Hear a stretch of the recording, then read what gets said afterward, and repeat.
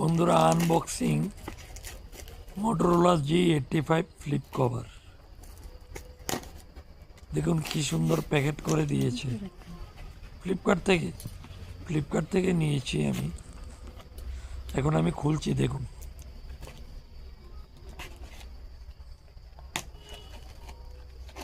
Motorola G85 এর flip cover.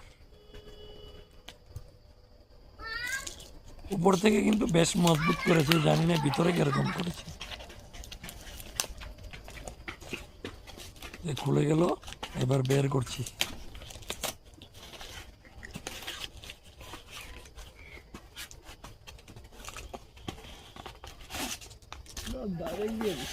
একদম বাজে, ভিতরে স্ট্রং নয়, বাইরে শক্ত মজবুত করলেও ভিতরে কিচ্ছু দেখ।